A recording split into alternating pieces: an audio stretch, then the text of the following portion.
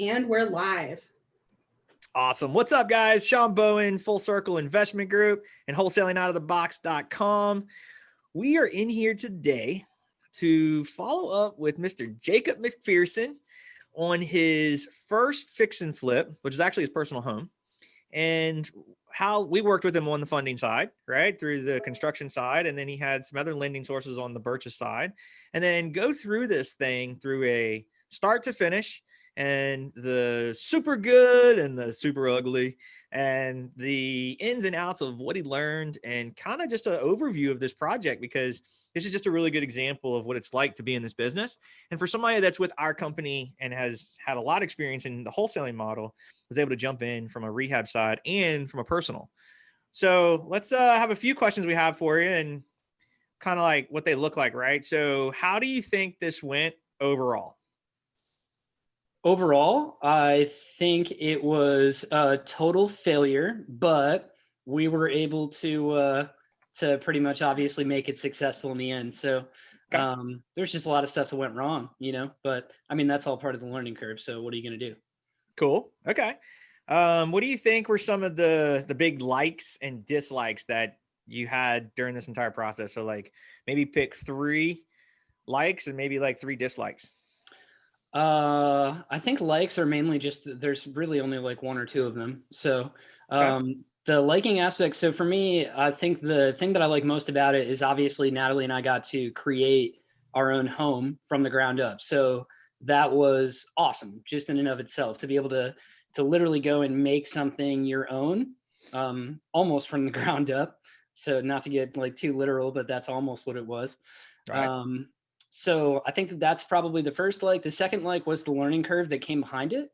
Okay. I mean, the project in and of itself, I mean, it was, 6 months long, and the amount that I learned about just almost everything that was involved. I mean, just in flooring and how to level out kitchen cabinets, and how to do small little tiny electrical things, and just like kind of seeing that and being exposed to all of it was really, really helpful, because now, especially on the wholesaling side of the house, now when I go in to do home inspections, my perception of a house's condition has changed. Okay. So, because now when sellers sit there and they try to say like, oh no, it's not that bad. Like, no, I had that inspection, or no, man, like, no, I fixed that myself 2 years ago. And it's like, oh really? What'd you do? Like, let's go, because I know what it takes now. So what'd you do? Like, tell me what it involved. So I think that it cuts down on the bullshit. Okay. So is really what it is. Once you start to experience that stuff for your own, and you know what goes into it, then all of a sudden when people are like, it wouldn't even be that much, right? It's like, no, it will be though. Then it's gonna suck. Like, so so I Okay. think So that's the other like really positive thing that came out of it. But um and then just learning obviously how to manage a project, or lack of management for that matter, and what that looks like, and how to obviously make changes in the future moving forward. All of that was it was actually a really good experience. So okay. So owning a home, right? First mhm, like on it. yep, And then the learning curve that came with what it's like to do this project and the things that popped up that forced you to learn certain things about the construction side of it. yep. How about the management side of the contractor? What was that like? How did that play out, and paperwork wise and timing wise and all that kind of stuff? Yeah, so paperwork wise, I cannot say it strongly enough how important it is to have paperwork on the front end. I didn't realize the value of having the independent contractor agreement in play until those things started to come up, and we talk about that all the time, right? Because everything's great on the front end, right? Everybody's positive, everybody's happy, things are going well. Yeah, now we'll worry about that when we get there. Nope. We're gonna worry about it on the front end, and we're gonna have that conversation, because when shit does go wrong, because it will go wrong, then people aren't very happy anymore, and that's when everything starts to get brought back to paperwork, if you do have it in play. And if you don't, you really open yourself up for, I would say, a much more difficult situation. So as far as timing is concerned, this one was a little weird because we did a lot of the work on our own. So, but the way that we set up our paperwork obviously is the contractors or subcontractors are held to a certain date that they actually set for themselves. So having that in play, I think, is huge, because even this time around, I think that my contractor and I were pretty good about being reasonable and going back and forth on a lot of things. Like if I was part of the delay, then obviously I wasn't going to penalize the contractor for that. That one's on me, right? So a lot of that came back to doing good business, and we were fortunate enough to work with a contractor who also does good business. So, but I would definitely say that having that paperwork in play is key. I will talk about the roofing contractor. I won't name names and so on. So, but I did have a roofing contractor who initially has worked with other very prominent investors actually in the area, and he said that nobody's ever made him sign an ICA. And I was like, well, like I just want to make sure that we're both going to do what we said we were going to do. And he's like, of course I'm going to do that, because with the guys that I work with, if I don't do that, then they don't call you back. I was like, yeah, totally get it. So this is just for both of us to, to make sure that everything goes smoothly and well. And even after we had that initial conversation, I think he had 21 days to get that project done. And I didn't hear from him for 2 weeks. And then I finally started hitting him. And because when he initially told me, he's like, I think the job's going to take about 7 days. And I was like, so I finally hit him as we were approaching that 14-day mark. And I was kind of like, hey, man, like, just want to make sure we're still on schedule. We're good to go. I want to make sure that you don't get into a situation where you start to incur penalties, because that's seriously the last thing that I want. That's not the point. That is never the point of the paperwork. And I think that some people get hung up on that. The point of the paperwork is not to go and penalize people and try to get more money after the fact and so on. The point of the paperwork is to keep the project on schedule, because that's ultimately how you lose the most money. So is when you start falling off of schedule, because not only are you losing time, losing money at that point, but you're also losing all the energy and stress and everything that goes into all of that, because now you got to deal with it.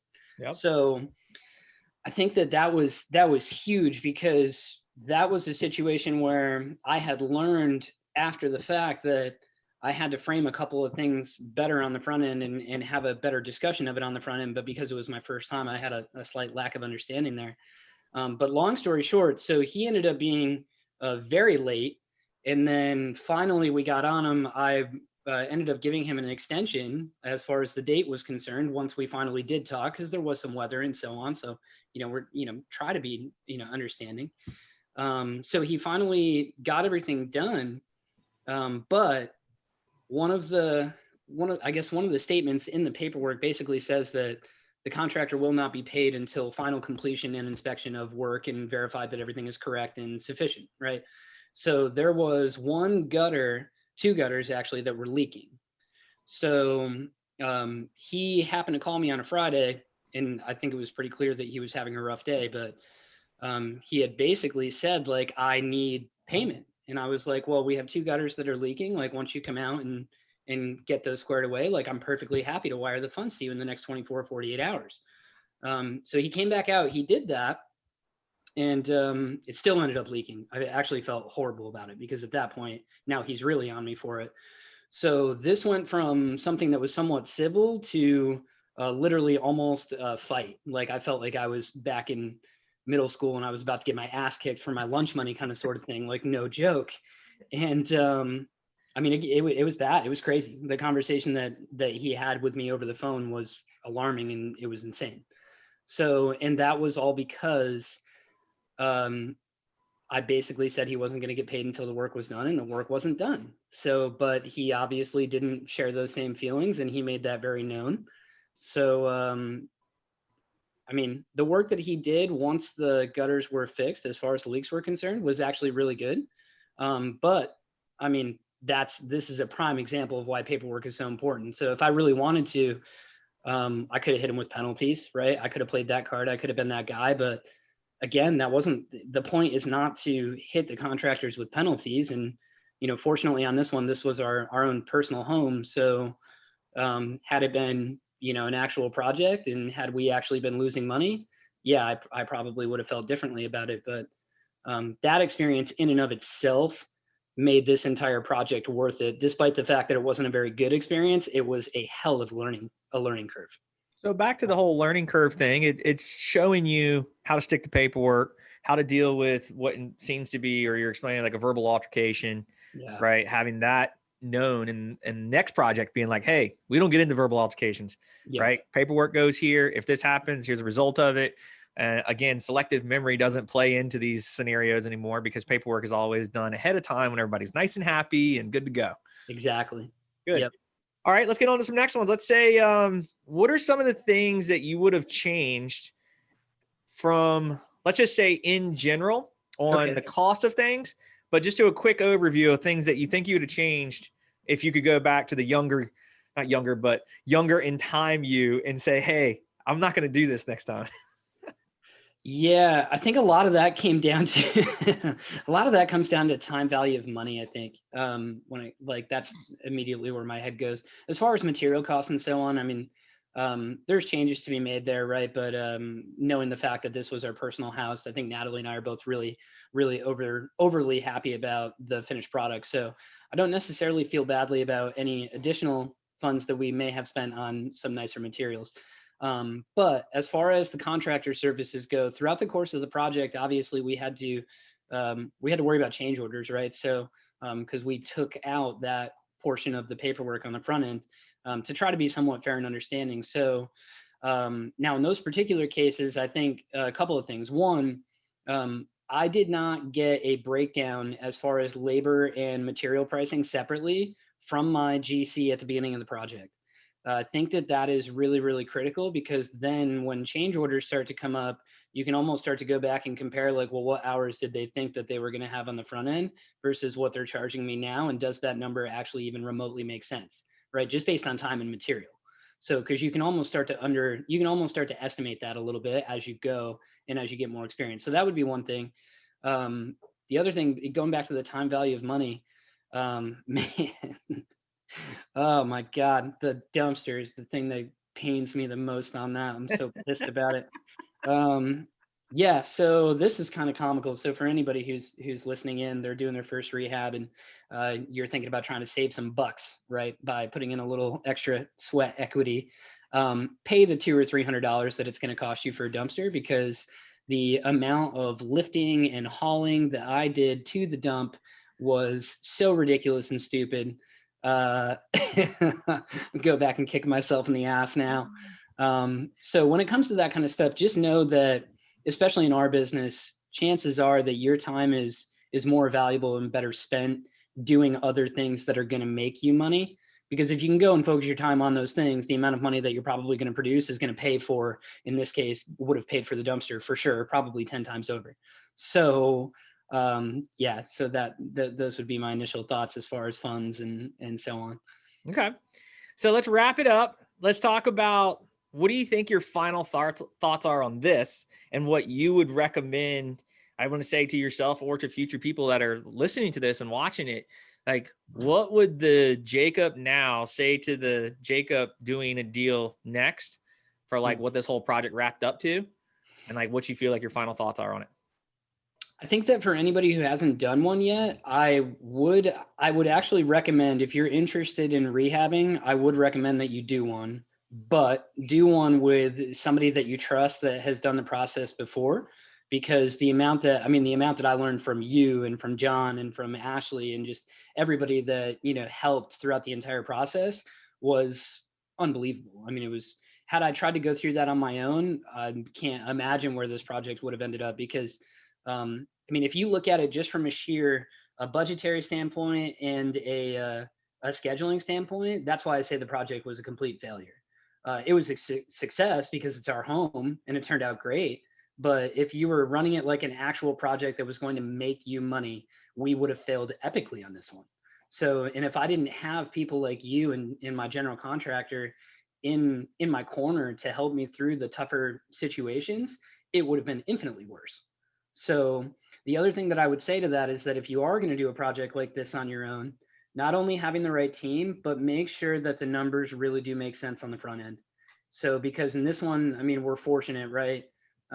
We got we got a killer appraisal on it that was pretty unexpected. I think that was luck at the end of the day. But outside of that, if you would have looked at it just from sheer numbers standpoint, I think we almost would have broke even on the project. And I think at the beginning of it, we were projecting somewhere along the lines of like a $20,000 to $25,000 gross profit margin on the front end.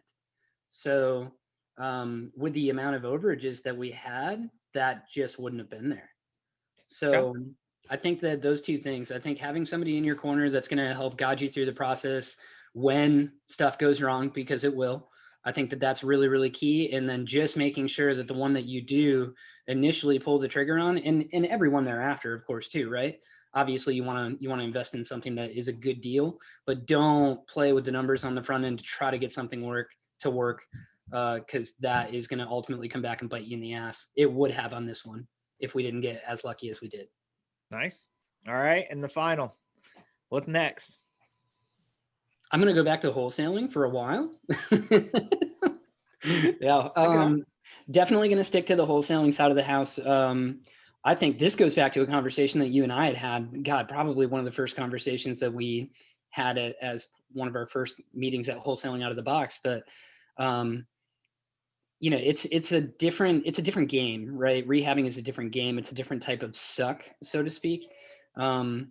The wholesaling side of it to me just seems easier. It just seems easier to go in and negotiate contracts and work with sellers and ultimately let something go, within like a 45 or a 60-day period, as it does to play an entire rehab project out over 6 months.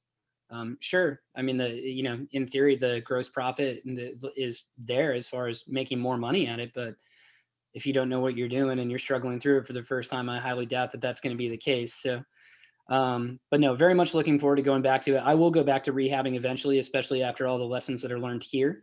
A lot of it did come out of it. A lot of good ideas came out of it.